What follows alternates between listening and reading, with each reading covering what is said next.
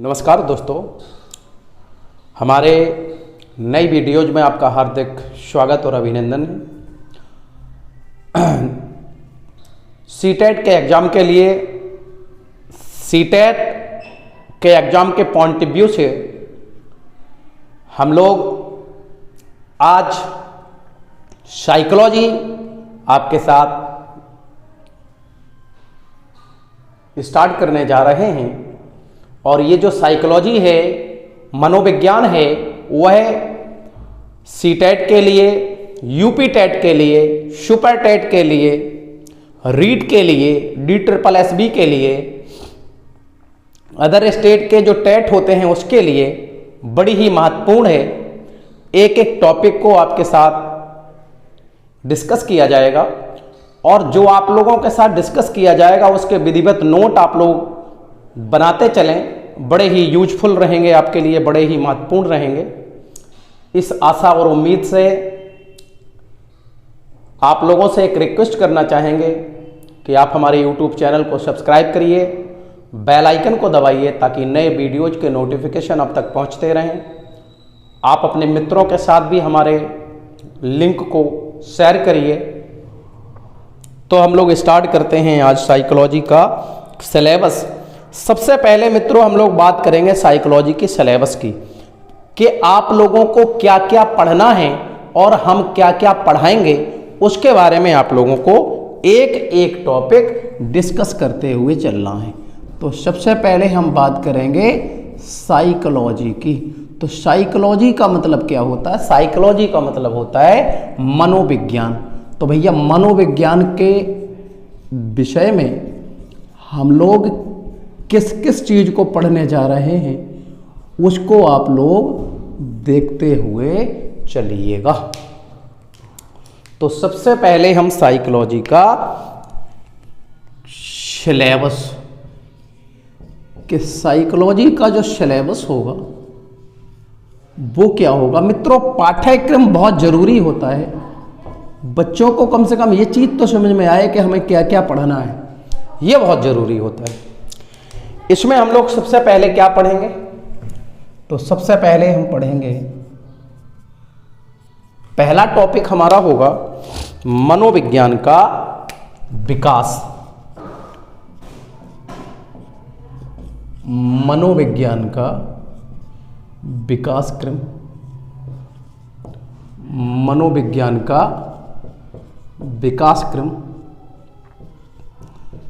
सबसे पहले मित्रों हम मनोविज्ञान के विकास क्रम को पढ़ेंगे।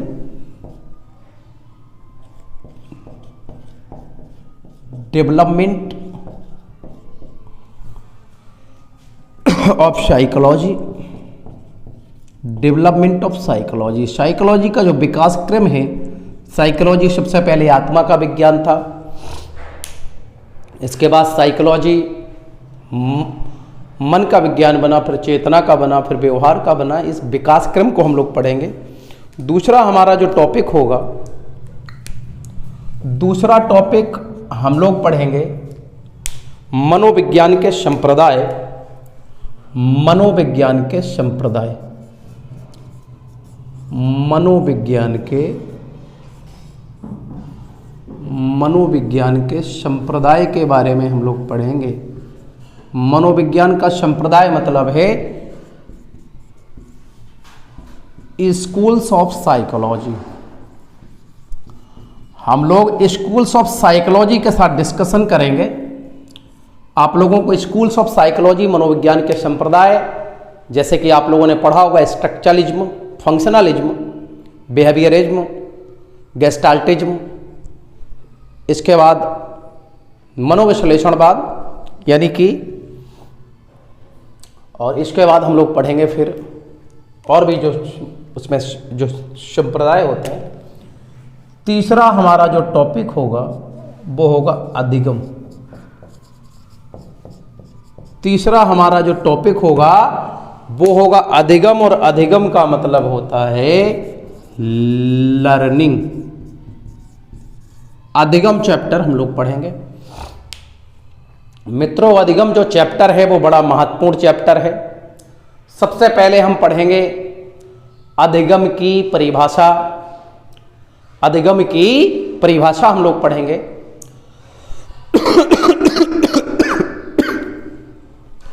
अधिगम के संबंध में बहुत सारे साइकोलॉजिस्ट के द्वारा जो डेफिनेशन दी गई हैं महत्वपूर्ण, हम उनके बारे में डिस्कशन करेंगे।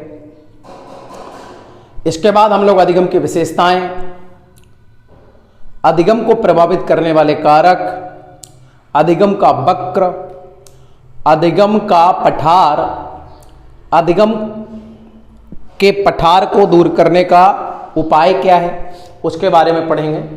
अधिगम के सिद्धांत, अधिगम के सिद्धांत पढ़ेंगे मित्रों, और अधिगम के सिद्धांत बड़े ही महत्वपूर्ण हैं। अधिगम के सिद्धांत हम लोग शुरू करेंगे और अधिगम के सिद्धांत में हम लोग थ्रॉन्डाइक को पढ़ेंगे, हम लोग पावलोव को पढ़ेंगे, हम लोग B.F. स्किनर को पढ़ेंगे, हम लोग C.L. हल को पढ़ेंगे, हम लोग कर्ट लेविन को पढ़ेंगे, हम लोग वाइगोस्की को पढ़ेंगे, हम लोग कोहलर को पढ़ेंगे, और नेक्स्ट हम लोग इसके आगे पढ़ते हुए चलेंगे जीन पियाजे को पढ़ेंगे। जीन पियाजे को पढ़ने के साथ साथ हम लोग जेरोम ब्रूनर को पढ़ेंगे।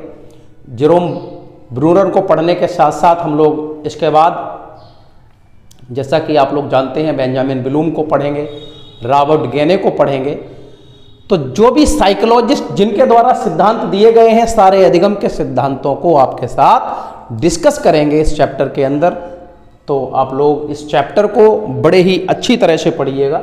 सारे एग्जाम में ये बहुत महत्वपूर्ण तरीके से आता है। हमारा जो चौथा टॉपिक होगा, चौथा टॉपिक हमारा होगा, उसके साथ हम डील करेंगे और वो होगा वंशानुक्रम एवं वातावरण। वंशानुक्रम एवं वातावरण।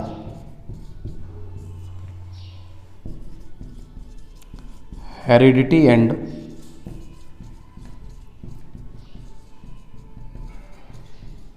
एनवायरमेंट। हम लोग हेरिडिटी एंड एनवायरमेंट के साथ वंशानुक्रम एवं वातावरण के साथ डिस्कस करेंगे।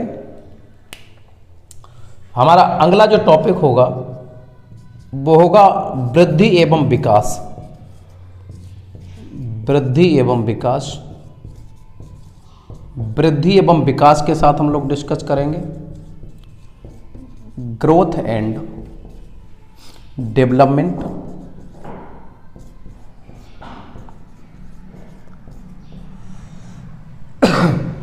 मित्रों, वृद्धि और विकास चैप्टर जब हम लोग पढ़ रहे होंगे तो उसमें हम लोग वृद्धि एवं विकास के जो सिद्धांत हैं, हम विकास के सिद्धांतों को भी पढ़ेंगे, क्योंकि बाल विकास के सिद्धांतों से भी एक क्वेश्चन आता है एग्जाम में जरूर। नंबर 6वां, बाल विकास की अवस्थाएं बड़ी ही महत्वपूर्ण हैं। बाल विकास की अवस्थाएं, बाल विकास की अवस्थाएं।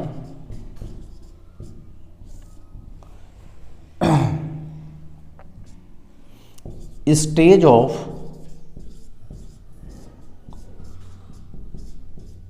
Childhood age. हम बाल विकास की अवस्थाओं के साथ डिस्कस करेंगे। अगला जो हमारा जो 7वां टॉपिक होगा, 7वां टॉपिक बड़ा ही महत्वपूर्ण टॉपिक होगा, बुद्धि, इंटेलिजेंस। इंटेलिजेंस, और जब हम लोग बुद्धि पढ़ेंगे तो बुद्धि की अर्थ एवं परिभाषा पढ़ेंगे। बुद्धि को प्रभावित करने वाले कारक कौन से होते हैं उसको पढ़ेंगे। बुद्धि के प्रकार कितने होते हैं उसको पढ़ेंगे। बुद्धि के जो बहुत सारे सिद्धांत दिए गए हैं, एक कारक सिद्धांत, द्विकारक सिद्धांत, तीन कारक सिद्धांत, समूह कारक सिद्धांत, बहुकारक सिद्धांत, बुद्धि के जितने भी सिद्धांत हैं, हम बुद्धि के सिद्धांत के बारे में बात करेंगे। बुद्धि परीक्षणों के बारे में बात करेंगे।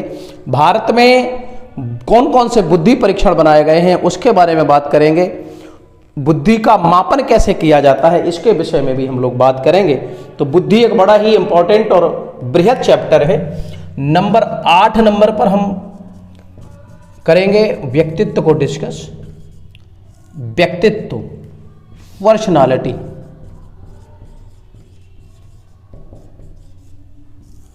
हम जब व्यक्तित्व पढ़ेंगे, व्यक्तित्व की इंपॉर्टेंट जो डेफिनेशन है उसको पढ़ेंगे। विभिन्न प्रकार के साइकोलॉजिस्ट ने बुद्धि को यानी कि व्यक्तित्व को अलग अलग प्रकार से डिफाइन किया है। क्रैशमर ने क्या कहा है, स्प्रेंजर ने क्या कहा है, सेल्डन ने क्या कहा है। कैनन के द्वारा जो व्यक्तित्व का वर्गीकरण किया गया है वो ग्रंथियों के आधार पर किया गया है, सामाजिक दृष्टिकोण के आधार पर किसने किया है, मूल्यों के आधार पर किसने किया है। ये सारे बिंदु हम लोग डिस्कस करेंगे।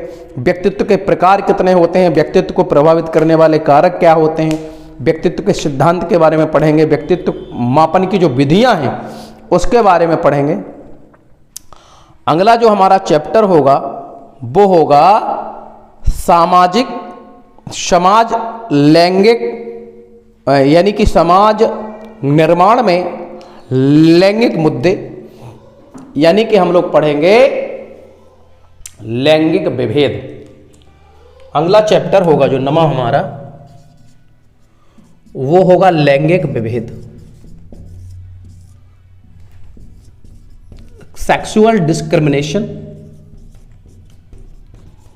Sexual discrimination. नेक्स्ट हम लोग चैप्टर पढ़ेंगे सेक्सुअल डिस्क्रिमिनेशन, लैंगिक विभेद। लैंगिक विभेद में हम लिंग भूमिकाएं, लिंग पूर्वाग्रह, इन सारी चीजों को डिस्कस करेंगे। इसके बाद हमारा जो नेक्स्ट चैप्टर होगा, इतने का आप स्क्रीनशॉट पहले ले लीजिए, इसके बाद हम लोग आगे बढ़ेंगे। तो इतने का आप लोग स्क्रीनशॉट ले लीजिए, हम हट जा रहे हैं, आप लोग इतने का स्क्रीनशॉट ले लीजिए। उम्मीद करते हैं कि आप लोगों ने स्क्रीनशॉट ले लिया होगा। इसके बाद हम लोग बढ़ते हैं अब आगे।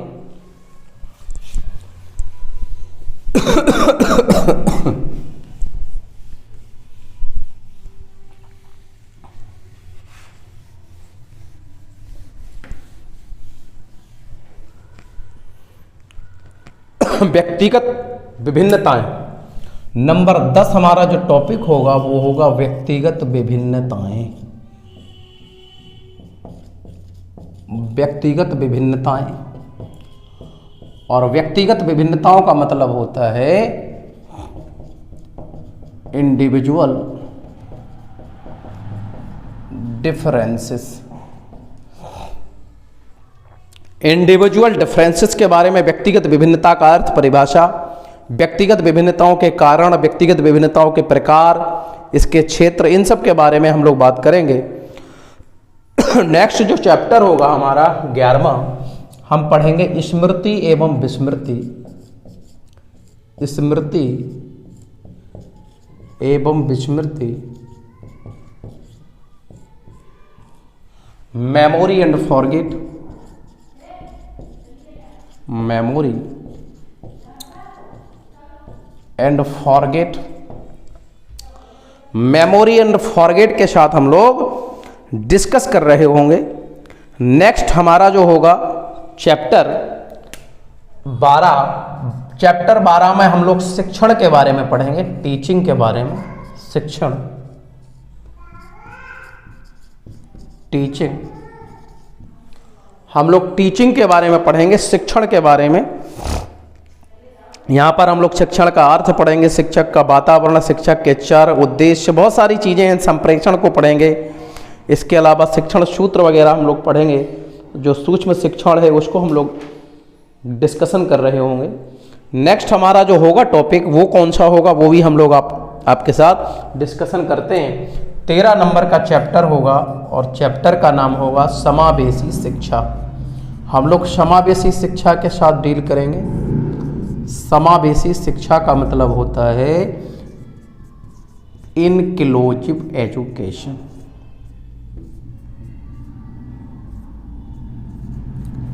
समावेशी शिक्षा, मित्रों हम लोग समावेशी शिक्षा के साथ डील करेंगे। और जब हम लोग समावेशी शिक्षा पढ़ेंगे तो यहाँ पर हम लोग पढ़ेंगे विशिष्ट बालक, सृजनात्मक बालक, प्रतिभाशाली बालक, पिछड़े बालक, समस्यात्मक बालक, अपराधी बालक। इन सारे बालकों के बारे में हम लोग डिस्कशन कर रहे होंगे। नेक्स्ट हम लोग क्या पढ़ेंगे उसके बारे में भी हम आपसे बात करते हैं। नेक्स्ट हम पढ़ेंगे अभिप्रेरणा। नेक्स्ट चैप्टर होगा हमारा अभिप्रेरणा। अभिप्रेरणा के बारे में हम लोग डिस्कशन करेंगे। और अभिप्रेरणा का मतलब होता है मोटिवेशन, अभिप्रेरणा एवं संवेग। अभिप्रेरणा और संवेग यानी कि मोटिवेशन एंड इमोशन चैप्टर हमारा अगला चैप्टर होगा। तो इन सारे टॉपिक के साथ नंबर 15 हमारा जो टॉपिक होगा वो होगा महत्वपूर्ण किताबें साइकोलॉजी की।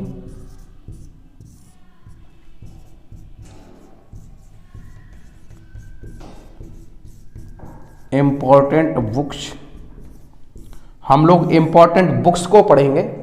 महत्वपूर्ण जो किताबें हैं उनको हम लोग पढ़ेंगे। तो ये रहा हमारा जो सिलेबस है, पूरा सिलेबस हमने आपके साथ डिस्कस किया है। तो उम्मीद करते हैं कि आपको हमारा ये पूरा सिलेबस बहुत अच्छी तरह से समझ में आएगा और एक एक चीज़ को हम लोग पढ़ते हुए चलेंगे, किसी चीज़ को छोड़ेंगे नहीं, ये मेरा वादा है। और आप लोग विधिवत तरीके से नोट बनाइए और विधिवत तरीके से पढ़िए। हमारे नोट के द्वारा यदि आपने विधिवत तरीके से पढ़ लिया है तो 25 से 28 नंबर आपके आएंगे, ये मैं बात बिल्कुल गारंटी के साथ कह सकता हूँ।